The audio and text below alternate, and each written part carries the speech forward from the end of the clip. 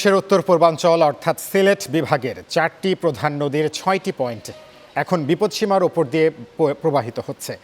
স্থানীয় প্রশাসনের পক্ষ থেকে এসব এলাকার বাসিন্দাদের প্রয়োজনীয় সতর্কতা অবলম্বন এবং নির্দেশনা কঠোরভাবে অনুসরণ করার অনুরোধ জানানো হয়েছে। সুনামগঞ্জ থেকে মনোয়ার চৌধুরীর পাঠানো তথ্য ছবিতে ডেস্ক রিপোর্ট। সিলেট বিভাগের 4টি প্রধান নদীর মধ্যে কুশিয়ারা নদীর মারকুলি পয়েন্ট, মনু নদীর মনুর রেলওয়ে ব্রিজ ও মৌলভীবাজার সদর পয়েন্ট, ধলাই নদীর কমলগঞ্জ পয়েন্ট এবং খোয়াই নদীর বল্লা ও হবিগঞ্জ সদর পয়েন্টে পানি বিপদসীমা অতিক্রম করেছে। এদিকে সুরমা নদীর পানি 16 ঘর পয়েন্ট দিয়ে বিপদসীমার 56 সেন্টিমিটার নিচ দিয়ে প্রবাহিত হচ্ছে। একইভাবে জাদুকাটা, চলতি, চেলা ও খাসিয়ামারা নদীর পানিও বিপদসীমার কাছ দিয়ে প্রবাহিত হচ্ছে।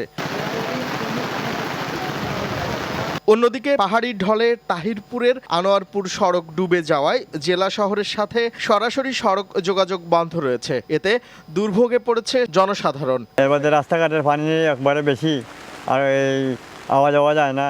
বৃষ্টির লাগে আমরা কষ্ট, বড় অবস্থা খারাপ।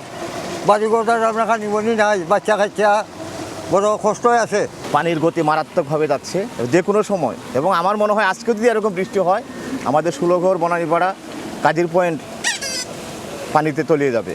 সুনামগঞ্জে 24 ঘন্টায় বছরের সর্বোচ্চ বৃষ্টিপাত রেকর্ড করা হয়েছে। এই সময়ে বৃষ্টি হয়েছে 265 মিলিমিটার। সব ছোট বড় হাওর পানিতে পূর্ণ থাকায় সুনামগঞ্জে বন্যার আশঙ্কা করছে পানি উন্নয়ন বোর্ড।